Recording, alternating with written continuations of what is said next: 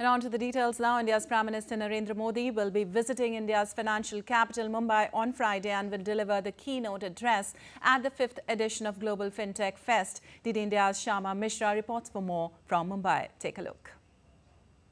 Prime Minister Narendra Modi will be visiting India's financial capital Mumbai on Friday and will deliver the keynote address at the 5th edition of Global Fintech Fest. It is being jointly organized by the Payments Council of India, the National Payments Corporation of India and the Fintech Convergence Council. PM will also be visiting booths on display at the exhibition hall. There are around 300 plus exhibitors displaying their services and products related to fintech solutions.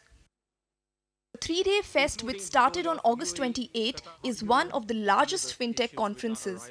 This year, the Global Fintech Fest is designed around the theme Blueprint for the Next Decade of Finance, Responsible AI, Inclusive, Resilient. India being one of the fastest growing fintech markets in the world. This conference assembles the leading minds in global fintech to surge ahead, ensuring inclusive and sustainable growth. And learn a lot about UPI, how it was built, how it was done, what are the objectives, and the success that it's had, particularly in bringing more formalization to the business sector by having lots of small merchants suddenly connected to this larger payment system.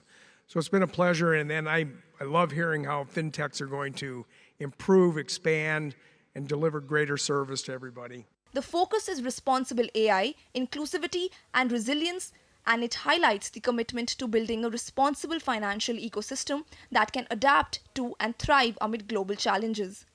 Global Fintech Fest 2024 is presented by the Ministry of Electronics and Information Technology, Ministry of External Affairs, Department of Financial Services, Reserve Bank of India, and International Financial Services Centres Authority. Prime Minister Narendra Modi has been an advocate of Digital India. In his Mumbai visit, it is expected that the Prime Minister will reiterate the need for stronger DPI, further revolutionize the fintech solutions, and also on his vision of making Mumbai the fintech capital of the world. Shama Mishra, DD India, Mumbai.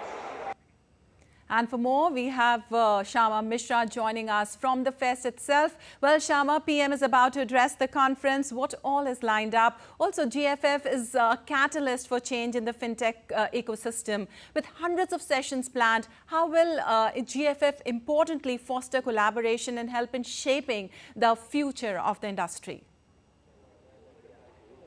Well, Lipakshi, we understand that Digital India or the digital ways is the future, and the stage is all set. As you've mentioned, that Prime Minister Narendra Modi would be coming and addressing, he'll be delivering a keynote address over here, and this is the third day. So this started on 28th, and now it's the last day where a lot of sessions are still to go.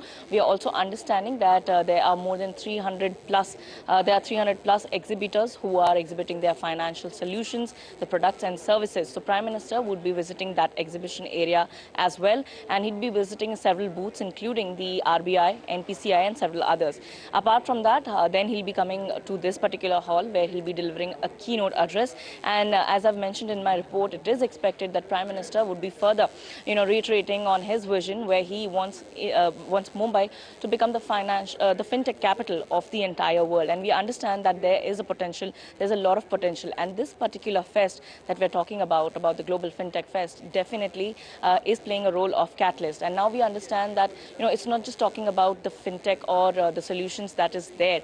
It is about thinking over what can be done in the next decade. As the theme has already been mentioned, it's the blueprint of the next decade. It has to be resilient, it has to be equitable, and it also has to be we also are talking about AI. So the challenges and everything will be discussed over here. It's being discussed, and 2 days have already passed by, and a lot of discussions, a lot of garage sessions that has happened over here. So how do you deal with challenges? How do you come up with better solutions? All these is discussed, all these are discussed over here at this particular session, and today would be the last day, and whatever is transpired in these 3 days will definitely be carried forward, and also to the various stakeholders, including the government, including the global leaders.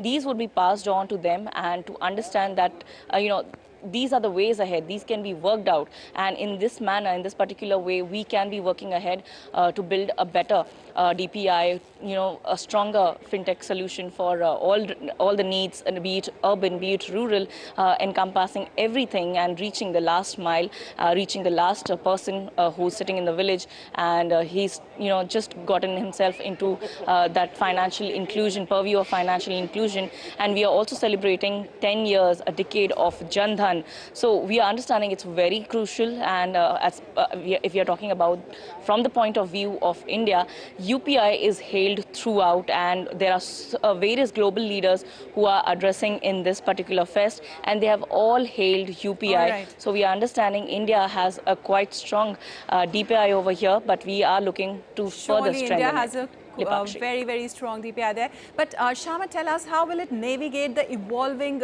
landscape of financial technology and lay down a roadmap for a responsible, inclusive and resilient future? That's the theme. When we are talking about fintech, about the solutions and the challenges, we understand that there's a lot of threat. There's cybersecurity challenges. How do you address them? Because as and when you make your financial, as and when you make your infrastructure better, there is some kind of fraud or scams that is one step ahead, and it's very easy to fool even the people who are.